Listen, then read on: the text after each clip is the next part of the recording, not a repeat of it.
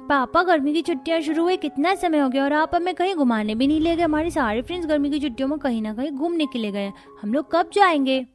बेटा, तुम लोग तो जानते हो कि अभी कुछ समय पहले ही हम लोगों ने अपनी फैक्ट्री शुरू करी है। फैक्ट्री में काफी सारे काम है। इस वक्त तो तुम्हें हम कहीं नहीं ले जा सकते। ऐसे उदास मत हो बच्चों, हम एक काम करते हैं, इस संडे हम लोग वाटर पार्क चलेंगे और बहुत मस्ती करेंगे। वाह, वाटर पार्क जाएंगे? मैं तो वहाँ पानी में खूब खेलूंगा और ठंडी ठंडी आइसक्रीम भी खाऊंगा। खाना खाते हुए पूरा परिवार आपस में बातें कर रहा होता है कि तभी संतोष का फोन बजता है। संतोष जैसे ही फोन पर बात करता है तो उसके होश उड़ जाते हैं। नहीं, ऐसा नहीं हो सकता। ये सब कैसे हुआ? संतोष, क्या नहीं हो सकता? सब ठीक तो है। जिस जमीन पर हमने फैक्ट्री शुरू की थी वो जमीन दरअसल सरकार के अंडर आती है। अब सरकारी कर्मचारी आकर हमारी फैक्ट्री को तोड़ने के लिए कह रहे हैं।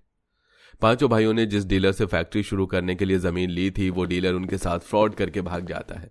पांचों भाई कोर्ट में भी जाते हैं लेकिन उन्हें कोई इंसाफ नहीं मिलता। उनकी फैक्ट्री भी तोड़ दी जाती है और उन्हें एक पैसा भी नहीं दिया जाता। फैक्ट्री और जमीन के लिए पांचों ने बैंक से लोन लिया था, जिसे चुकाने के लिए न चाहते हुए भी अपनी सारी जमा पूंजी और घर बैंक को देना पड़ता है और पूरा परिवार देखते ही देखते सड़क पर आ जाता है।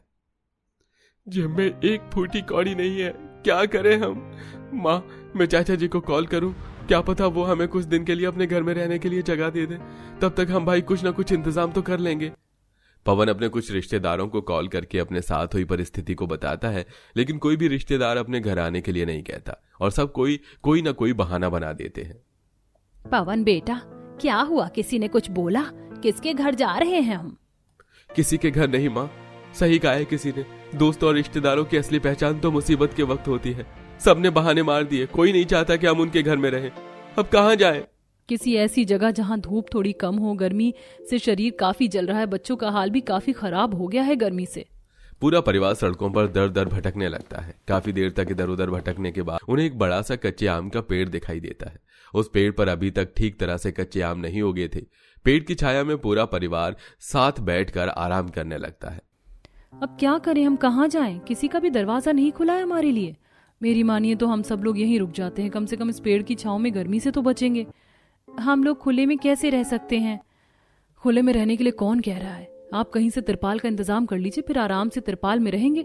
जब तक आप पांचों भाई भी कोई छोटी मोटी नौकरी देख लीजिएगा।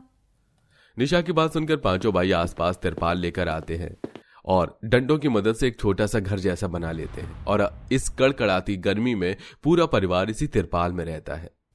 दादी माँ, थोड़ा तेज पंखा करो ना, बहुत ज्यादा गर्मी लग रही है। देखो मेरी शर्ट पूरे पसीने में भीग गई है। बेटा, कर तो रही हूँ,